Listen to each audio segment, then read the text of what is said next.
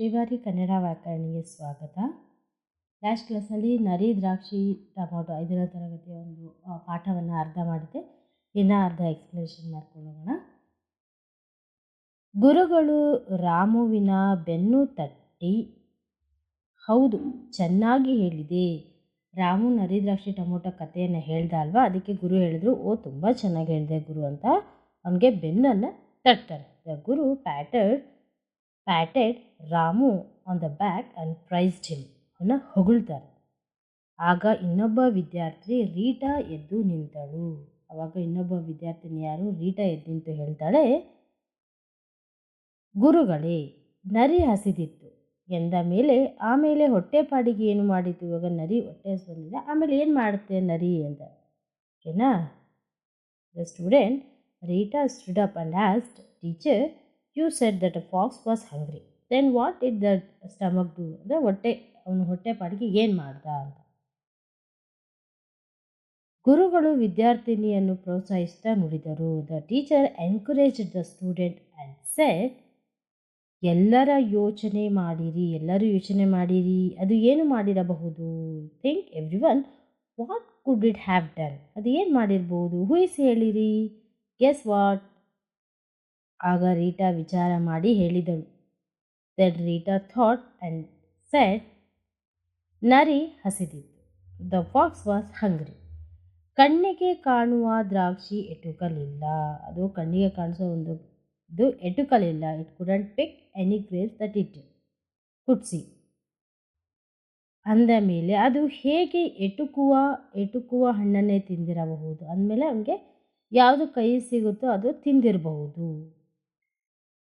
ಅಂಥ ಹಣ್ಣು ಯಾವುದಿರಬಹುದು? ಯಾವುದಾದರೂ ಆಗಬಹುದೇ?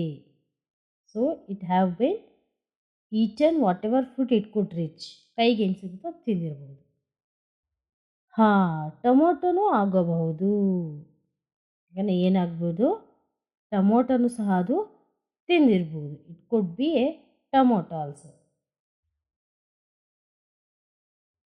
ಅವುಗಳಲ್ಲಿ ಎಲ್ಲೋ ಒಂದೊಂದು ಕಡೆ ಹಣ್ಣುಗಳಿದ್ದವು. ಆ ಟೊಮೆಟೊ ಎಲ್ಲೋ ಒಂದೊಂದು ಕಡೆ ಹಣ್ಣಾಗಿತ್ತು. Some if the fruit is whole, ಓಕೆನಾ? Some fruits are half, some fruits are nuts. Okay, ಕೊಳೆತ ಹಣ್ಣುಗಳು ಆಗಿರ್ಬೋದು. ಅದು ಕೊಳೆತ ಹಣ್ಣುಗಳೂ ಆಗಿರ್ಬೋದು. ಅವು ನರಿಗೆ ಎಟುಕುತ್ತಿದ್ದವು. ನರಿಗೆ ಅದು ಎಟುಕ್ತಾ ಇತ್ತು. ನರಿ ಅದನ್ನು ಹೊಟ್ಟೆ ತುಂಬ ತಿಂದು ತೇಗಿತು. ನರಿ ಏನು ಮಾಡ್ತು? ಅದನ್ನು ಹೊಟ್ಟೆ ತುಂಬ ತಿಂತು. The fox ate its fill. ಕೊಳೆತ ಹಣ್ಣನ್ನು ಬಿಡಲಿಲ್ಲ. And didn't leave any rotten fruit also. ಗುರುಗಳು ಪ್ರಶ್ನಿಸಿದರು. ದ ಗುರು ಟೀಚರ್ ಆಸ್ಕ್ಡ್, ಆಗ ನರಿ ಏನೆಂದುಕೊಂಡಿರಬಹುದು? Then what could the fox be thinking? Ramu ಹೇಳಿದ. ರಾಮು ಸೆಡ್, ಆಗ ಅದು, ದೆನ್, ಈ ಹಣ್ಣುಗಳು ಅಮೃತ ಇದ್ದ ಹಾಗೆ ಇವೆ. The fruits are like nectar. ಅಂದರೆ ಅಮೃತ ಥರ ಇದೆ. ಇವು ಆರೋಗ್ಯಕ್ಕೂ ಒಳ್ಳೆಯವು ಎಂದುಕೊಂಡಿರಬಹುದು. ಅದು ಏನು ಅಂದ್ಕೊಂಡಿರುತ್ತೆ ಇದು? They are suppose to be a good for health. ಗುರುಗಳು ಮೆಚ್ಚಿಕೊಳ್ಳುತ್ತಾ ಹೇಳಿದರು. ಗುರು ಹೇಳ್ತಾರೆ, ಹೌದು, ನಿನ್ನ ಕಲ್ಪನೆ ತುಂಬ ಚೆನ್ನಾಗಿದೆ. Yes, your ideas also very good. ಕೈಗೆ ಸಿಕ್ಕದ್ದೇ ಒಳ್ಳೆಯದು. It is good to have it in your head. ಕನ್ನಡಿಯೊಳಗಿನ ಗಂಟೆಗಿಂತ ಕೈಯೊಳಗಿನ ದಂಟೆ ಮೇಲು. ಅದು ಮಾರಲ್ ಆಫ್ ದ ಸ್ಟೋರಿ ಅಂತ ಹೇಳ್ತಾ ಇದ್ದಾರೆ. Better than the clock in the mirror, the rod in the hand. ಅಂದರೆ ನಮಗೆ ಯಾವುದು ಸಿಗುತ್ತೋ, ಕನ್ನಡಿಯೊಳಗಿನ ಗಂಟೆಗಿಂತ ಕೈಯೊಳಗಿನ ದಂಟೆ ಮೇಲು. ನೋಡಿ ನಾವು ಖುಷಿ ಪಡೋದಕ್ಕಿಂತ ಕೈಯಲ್ಲಿದ್ರೇ ಅದು ಚೆನ್ನಾಗಿರುತ್ತೆ. ಪಾಲಿಗೆ ಬಂದದ್ದೇ ಪಂಚಾಮೃತ. ಪಾಲಿಗೆ ಬಂದದ್ದು ನಮಗೆ ಯಾವುದು ಸಿಗುತ್ತೋ ಅದೇ ನಮಗೆ ಅಮೃತ ಥರ.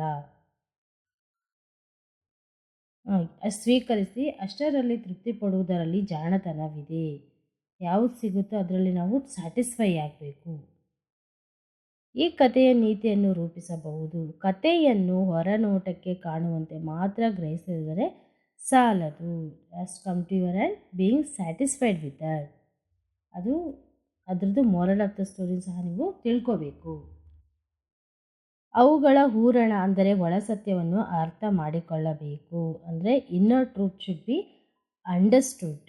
ಇನ್ addition the imagination of expanding the story heard and creating similar to stories should be developed.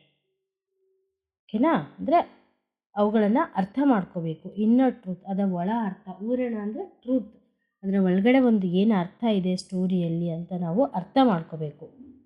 ಜೊತೆಗೆ ಕೇಳಿದ ಕಥೆಯನ್ನು ವಿಸ್ತರಿಸುವ ಹಾಗೂ ಅಂಥ ಕಥೆಗಳನ್ನು ಕಟ್ಟುವ ಕಲ್ಪನಾ ಶಕ್ತಿಯನ್ನು ಬಳಸಬೇಕು. ಇವಾಗ ನರಿ ದ್ರಾಕ್ಷಿ ಟೊಮೊಟೊದಲ್ಲಿ ನರಿ ದ್ರಾಕ್ಷಿ ನಾವು ಓದಿದ್ದೀವಿ. ಟೊಮೊಟೊನ ಏನು ಮಾಡಿದ ಅವನು ಇನ್ನೂ ಎಕ್ಸ್ಪ್ಯಾಂಡ್ ಮಾಡಿದ. ಅದನ್ನು ನಮ್ಮ ಇಮ್ಯಾಜಿನೇಷನ್ ಏನಿದೆ, ಕಲ್ಪನಾ ಶಕ್ತಿ ನಮ್ಮದು ಹೆಚ್ಚಾಗುತ್ತೆ. ಅದಕ್ಕೆ ನಾವು ಅದರ ಸ್ಟೋರಿಗಳನ್ನ ಕ್ಲಾಸ್ಗಳಲ್ಲಿ ಮಾಡ್ತಾ ಇರಬೇಕು. ಅಂಥ ಶಕ್ತಿಯನ್ನು ಬೆಳೆಸಿಕೊಳ್ಳಿ, ನಿಮ್ಮ ಬುದ್ಧಿ ವಿಕಾಸವಾಗುತ್ತದೆ. ಅಂತಹ ನೀವು ಶಕ್ತಿಯನ್ನು ಇಮ್ಯಾಜಿನೇಷನ್ ಮಾಡ್ಕೊಳ್ಳೋದನ್ನು, ಒಂದು ಶಕ್ತಿಯನ್ನು ನೀವು ಬೆಳೆಸ್ಕೋಬೇಕು. ಓಕೆನಾ? ಅಂದರೆ cultivate that power. Your intellectual will bee improve. ಮತ್ತು ನಿಮ್ಮ ಮೆಮೊರಿ ಸಹ ಏನಾಗುತ್ತೆ, ಇಂಪ್ರೂವ್ ಆಗುತ್ತೆ.